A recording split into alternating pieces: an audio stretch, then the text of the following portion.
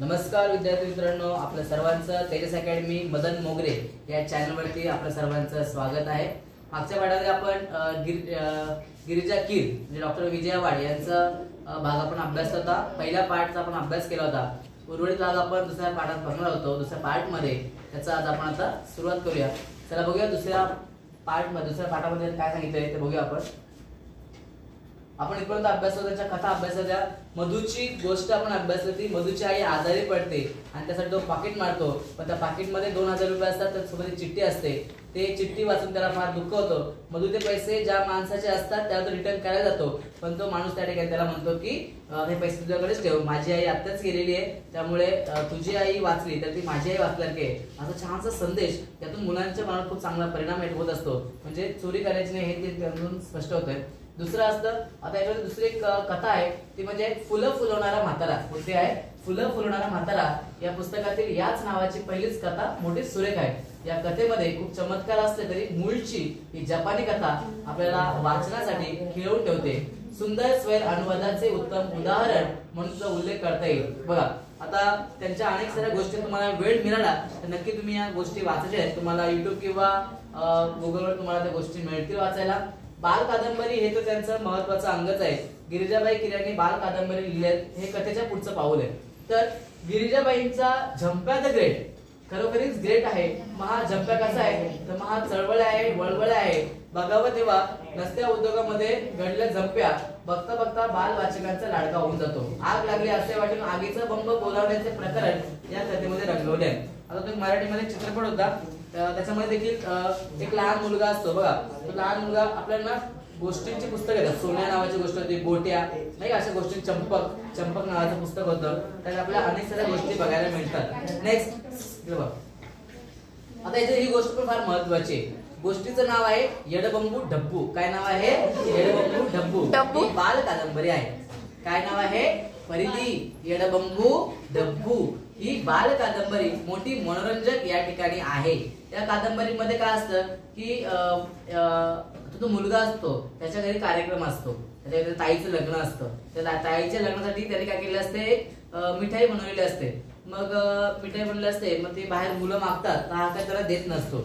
मग आई त्याला काय बोलते, अरे असं नाही, तुकडा तुकडा करून सगळ्यांना वाटून दे, आहे की नाही, आई त्याला म्हणते असं। मग जेव्हा दुपारचे तो त्यांना थोडीशी मिठाई वाटतो आणि दुपारी सगळे जेव्हा वामकुक्षी घेत असतात म्हणजे झोपलेले असतात, दुपारची झोप असते, तेव्हा बाहेर भिकारी येतो आणि हा काय करतो, व्याह्यांना बनवलेली मिठाई असते ना ती सगळी भिकाऱ्यांना वाटून टाकतो।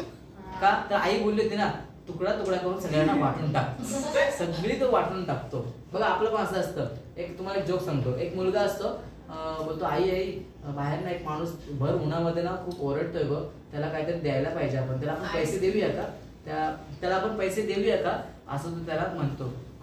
तर आई बोलते, ठीक आहे, एक काम कर, हे घे 20 रुपये आणि त्याला देऊन ये। मग तर आई बोलते, पण तो नेमकं बाहेर कोण ओरडतोय, कोण माणूस आहे तर तो असतो आईस्क्रीम वाला। कोण असतो? आईस्क्रीम वाला असतो। असं तो मुलगा चिंटूची ती गोष्ट आहे त्याच्यामध्ये। तर अशी मुलं एकदम असे हे असतात। तर बघा, या गोष्टी बघा आपण वाचूया। काय म्हणतो की ताईचा साखरपुडा आहे, ठीक आहे, त्यासाठी लग्न नव्हे तर साखरपुडा होता।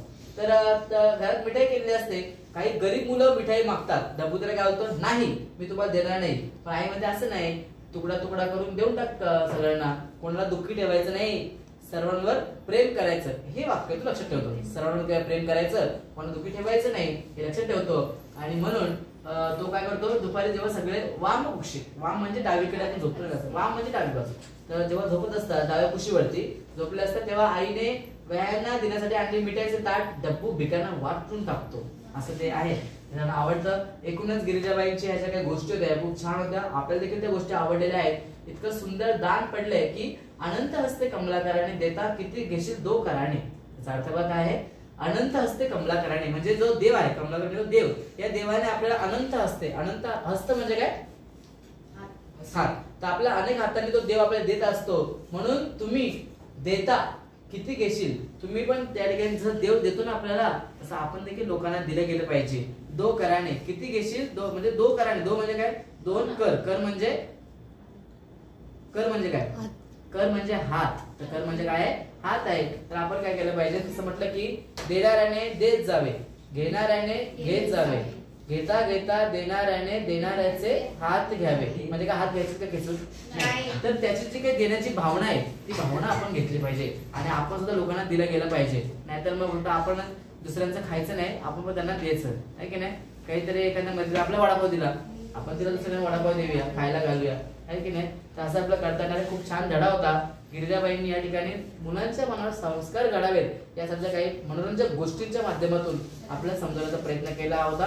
ठीक आहे, हा धडा या ठिकाणी संपतोय. ठीक आहे, तोपर्यंत बाय बाय. सर्वांनी चॅनलला सबस्क्राईब करायचंय, लाईक करायचंय आणि आपले व्ह्यूज वाढले पाहिजेत. भेटूया नंतरच्या भागामध्ये. बाय.